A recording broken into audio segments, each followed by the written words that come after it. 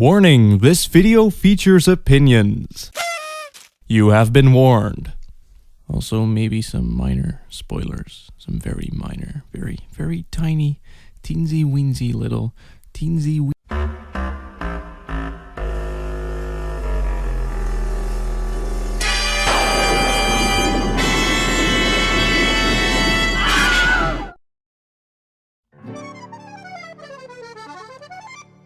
So, lightning has returned. The coming of light. The passion of the light. Go with light. May the light be with you. The light is strong in this one. I'm light! I'm food!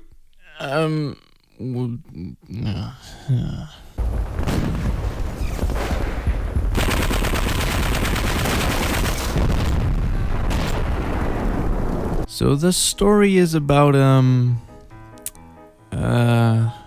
yeah. Basically, there's this stuff called chaos and it turns people into assholes. And then God was all like, "Yo, light, why ain't you gonna do nothing about all that?" And then lightning was all like, no. And then God was all like, "If you done do that doodly-doo, I can bring back your sister." And then lightning was all like, okay, I guess. And now, she's the savior, ready to rid the world of chaos and save people's souls. And something with preventing the end of the world, which is in 13 days or whatever. Now, to me, this story kind of feels like they just took the characters from the previous games and just put them in a new setting. In fact, most of the game barely even references past events. The thing is, I feel it would have been better if it just was its own story. Because the way they tied everything together is just a little... Now, I'm not going to spoil the whole plot or anything, mainly because it's still a relatively new game, and also because I don't want to rewrite a plot synopsis. Anyway, the way it ties in with the previous games is by trying to explain how the timelines in 13.2 got fucked in the first place. And it has this whole lightning coming to terms with her own inner struggles kind of thing. Also, this dick is still around. It's not like it doesn't make any sense at all, it just feels a bit too random to me. You know, with the god and the chaos and the whole end of the world thing. I guess it could be possible they wrote all of this from the start, but I highly doubt it. That said, there is a lot more to it than you might think at first glance. I mean, the way the story unfolds is actually kinda cool-ish. Like, I love how you don't actually know who the bad guy is until near the very end. There are a few people that are kinda suspect, but most of those still end up more or less being on your side. Like I said, it has a lot more to do with Lightning's inner struggles. I also like the more depressive undertones this game has. 13.2 was very lighthearted, and it had this whole, hey, here's the plot, see you in about 10 hours kind of thing. But Lightning Returns has a more serious and grim vibe, or at least it certainly tries to have. Also, Lightning's personality changed. She's way more cynical, sarcastical, fantastical than before. I know your face. You're the one I've seen on the posters. Oh no, you've seen through my elaborate disguise. I guess I have to explain to you the awesomeness of my research then. No, you really don't. But thanks anyway. What I like about this is that they don't treat it as if it's a bad thing. Like with Squall. He's a snarky, cynical douchebag who hates all of his friends. Although, in his defense, I'd hate my friends too if they'd all look like this. Anyway, Squall was a loner and he hates everyone around him. And somehow the game is convinced that these are bad traits. And then Final Fantasy VIII turns into this quest to turn him into some asshole poster boy that anyone can respect and look up to. Like, what the fuck, Square? But with Lightning, they don't really do that. I think they kinda realized that having a bit of a cynical shell isn't necessarily a bad thing to have. I also like the amount of style this game has.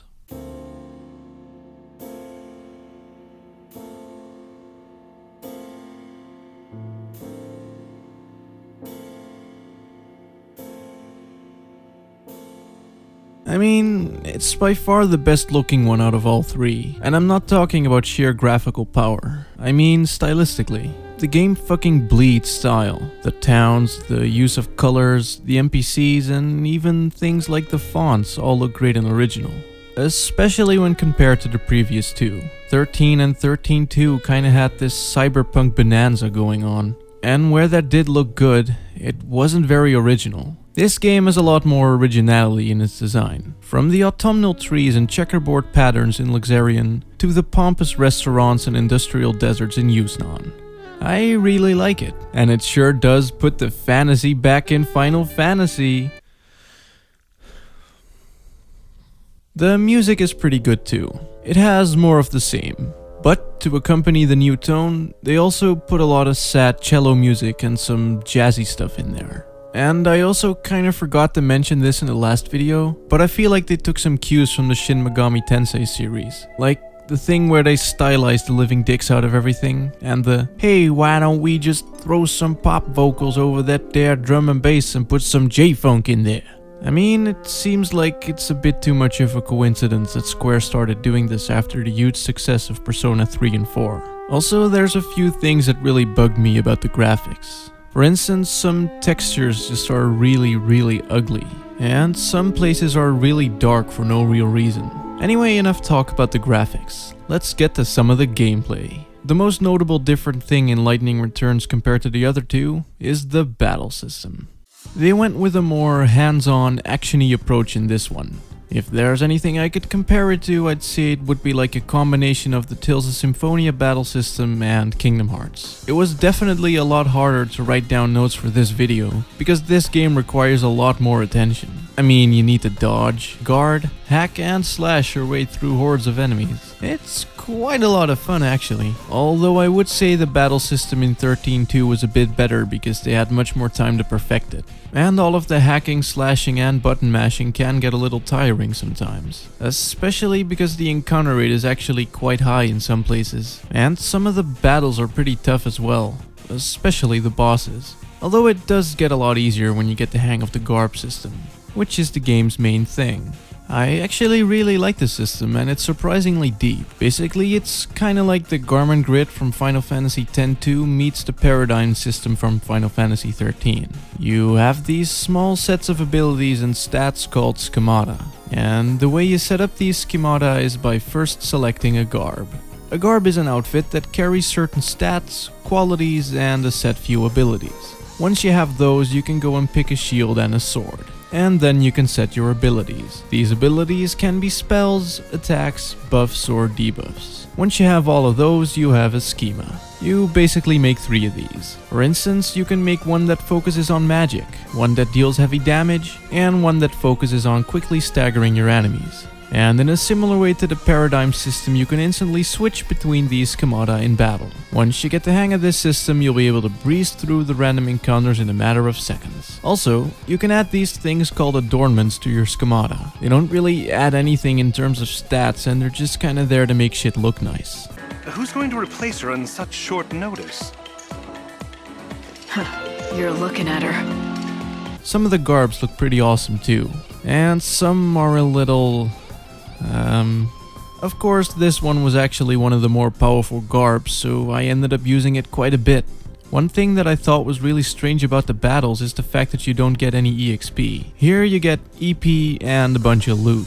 Basically, you can either sell the loot for money to buy more things, or exchange it for side quests which boost your stats. So you basically get stronger by completing quests and messing around with your schemata rather than leveling up. The EP stuff is kind of a limit break kind of thing. You can use it to unleash special attacks during battles. And not only that, you can use it outside of battles as well. To open up special treasure orbs for instance, or to teleport around the map. It's pretty useful and it replenishes rather quickly, so you don't have to be all stingy about it either. And about the side quests, there are a lot of them. Big quests, small quests, fetch quests, epic quests, and collect a certain amount of a certain thing quests. I always find it kinda weird to say words with tss in it. Quests, breasts, guests. Anyway, some of the quests are pretty fucking expansive. Some even stretch across the entire duration of the game. I really like this.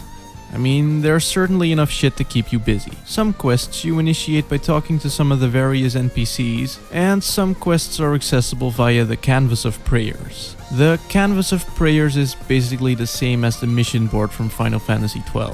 And about the NPCs, they have the clone thing going on again.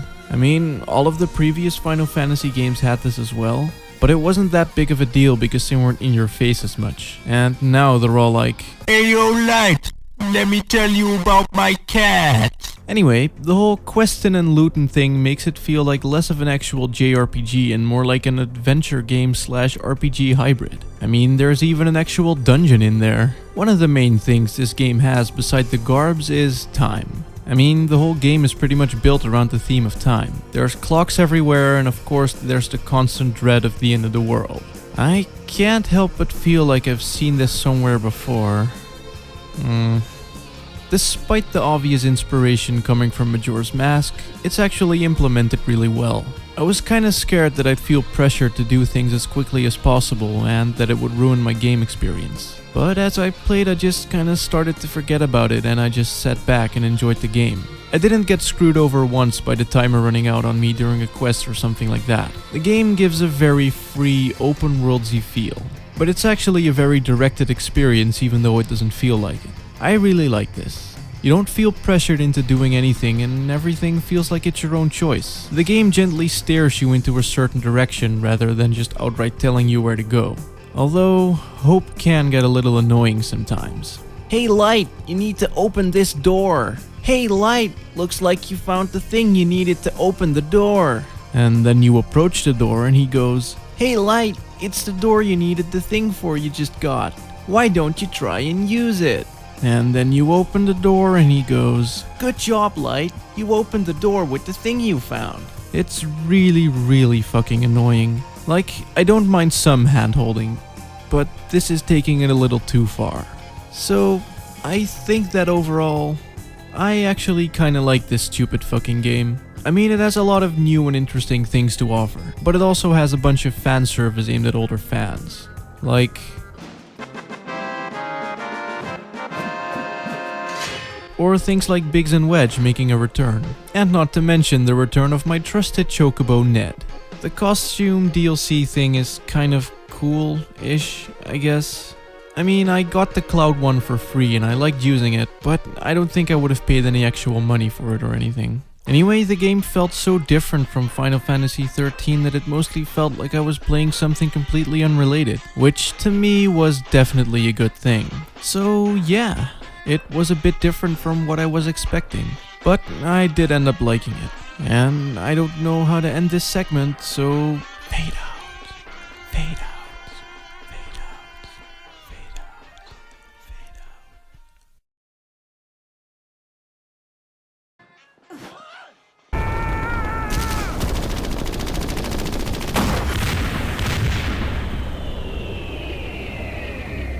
I like 13-2 when Lightning returns, but I still can't help but feel an overarching feeling of unimaginativeness in terms of the events happening in these games. No uncoupling of trains to kidnap a president. No traveling to the moon in a whale-like spaceship. And no dressing up as a woman to infiltrate a brothel. I really missed eventful things like this in all three of these games. That said, I did really enjoy my time with them.